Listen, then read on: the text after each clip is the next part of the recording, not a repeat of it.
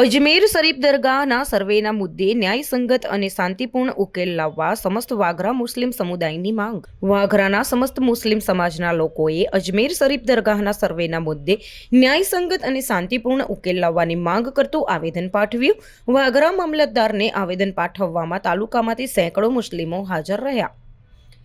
ઉત્તર પ્રદેશની સંભલની જામા મસ્જિદનો વિવાદ દેશભરમાં વકર્યો છે. આ દરમિયાન રાજસ્થાન સ્થિત અજમેર દરગાહ ચર્ચામાં આવી છે. દરગાહની ઇમારતના સ્થળે અગાઉ ભગવાન શિવનું મંદિર હોવાના દાવા બાદથી વિવાદ ચાલી રહ્યો છે. આ અંગે કોર્ટમાં સુનાવણી થઈ હતી. સુનાવણી દરમિયાન હિન્દુ પક્ષ તરફથી દરગાહ પરિસરમાં ASI સર્વેની માંગ કરાઈ છે. હાલ કોર્ટે આ કેસની સુનાવણી આગામી થોડા સમય બાદ કરવાનો નિર્ણય લીધો છે. પરંતુ જો આ કેસમાં કોર્ટ તરફથી સર્વેનો આદેશ અપાશે તો સંભલની મસ્જિદ બાદ અજમેર દરગાહનું સર્વે થઈ શકે છે. દરગાહના સર્વે મુદ્દે દેશભરના મુસ્લિમ સંગઠનો વિરોધ દર્શાવી રહ્યા છે. તેવામાં વાઘરા મુસ્લિમ સમુદાયે પણ પોતાનો વિરોધ નોંધાવ્યો હતો.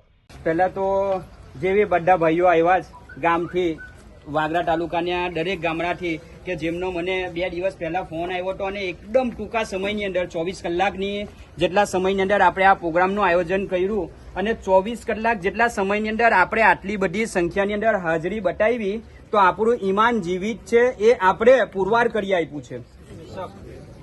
તો આપણે હવે વધુ તો નહીં કહી શકીએ. આપણા જે આગેવાનો હતા એમને રજૂઆત કરી લીધી છે, મીડિયામાં ઇન્ટરવ્યુ આપ્યું છે, આપણા ભટ્ટીભાઈએ બી એમનું પોતાનું મંતવ્ય જણાવ્યું.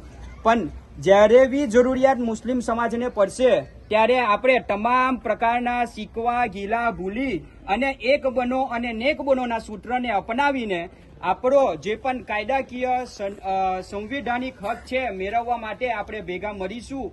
આવી જ રીતે આપણે પોતાનો ન્યાય મેળવવાનો પ્રયાસ કાયદાના સંવિધાનના દાયરામાં રહીને કરીશું.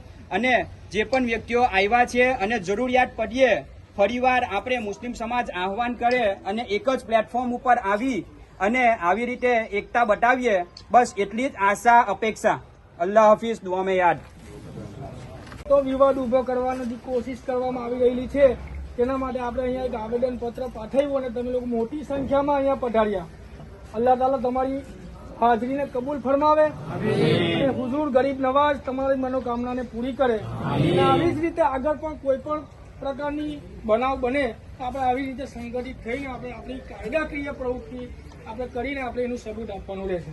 ઇન્શાઅલ્લાહ આપણે તમારો બધાનો આભાર ફરીથી. અસ્સલામુ અલૈકુમ.